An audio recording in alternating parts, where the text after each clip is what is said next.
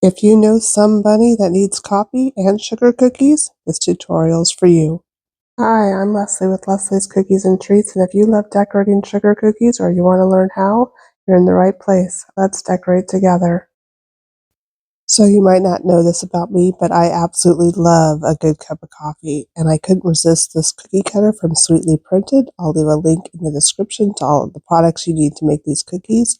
But in the meantime, let's get started.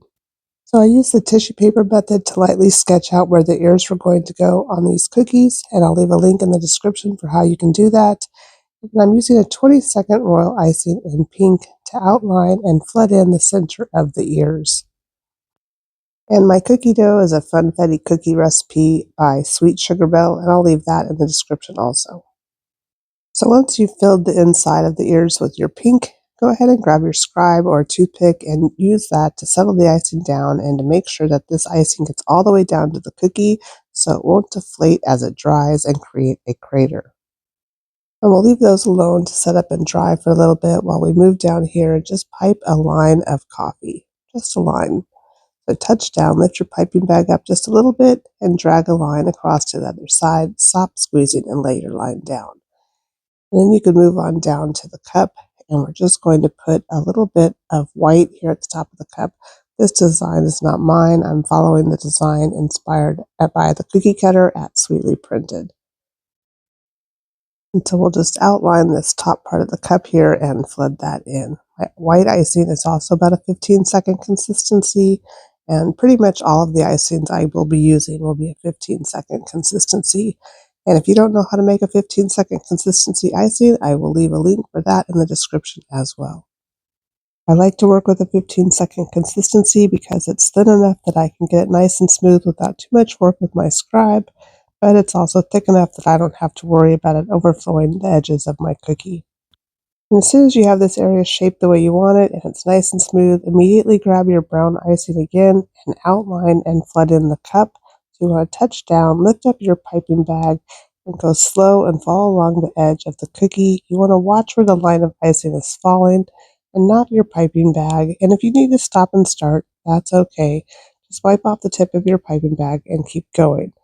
And then immediately go ahead and flood this in. There's a couple of little areas where the sprinkles in the funfetti cookie dough have left little divots, so I wanted to fill those in first. And then I'm just going to pipe right over the top of that and flood this entire area in.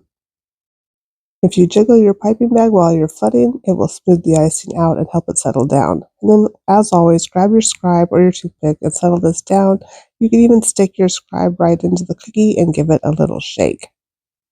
And then we'll let this icing set up for a little while while we move back up to the ears, and grabbing my gray royal icing, I'm just going to outline the little sections around the ears and flood those in.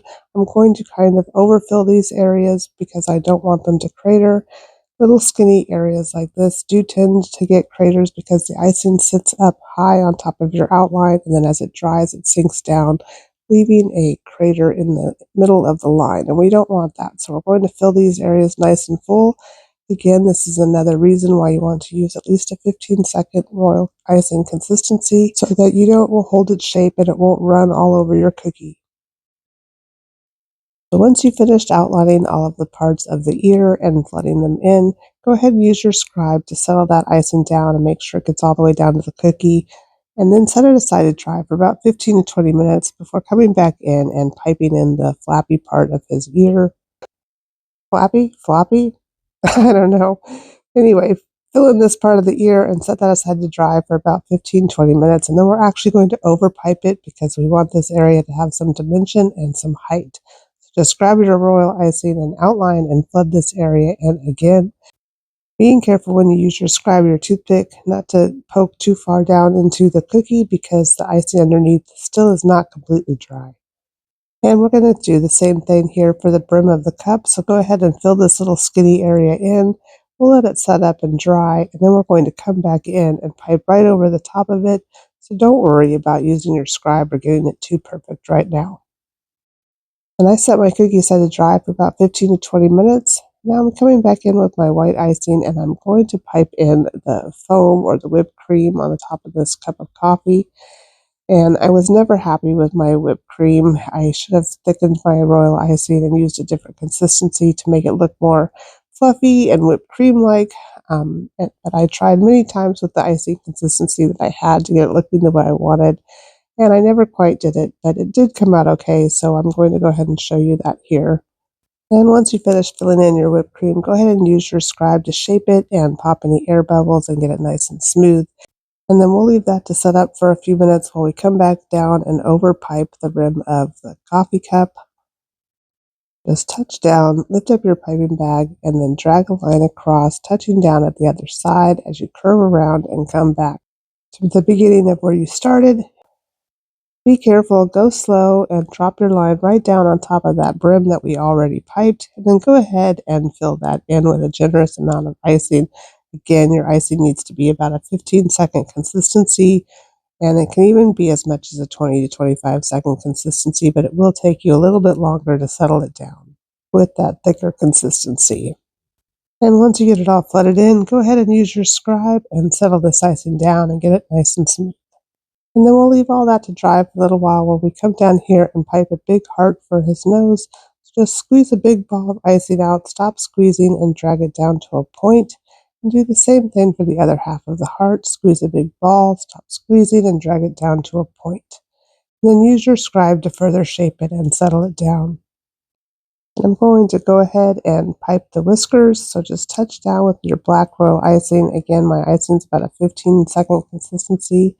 And squeeze a little bit out and lift up and drag a line, stop squeezing and lay your line down. I'm wiping off the tip of my piping bag in between each little whisker. And then I'm going to do the same thing on the other side. So touch down, lift up a little bit, stop squeezing, lay your line down. And continue until you have all the whiskers done. And then you remember I told you I wasn't happy with my whipped cream. I decided to overpipe it to give it some more dimension and a little fluffier so that it looked more like the ears were sticking out of the whipped cream. Drop me a note in the comments and tell me how you would have done this whipped cream and what consistency you would have used. Maybe you would have put some sprinkles in it. Let me know. Anyway, in the end, I think this came out pretty adorable, and this somebody needs to go grab a cup of coffee, so I'll see you in the next one. Be sure that you hit that like and subscribe button. It helps me out a lot, and I'll talk to you later. Bye for now.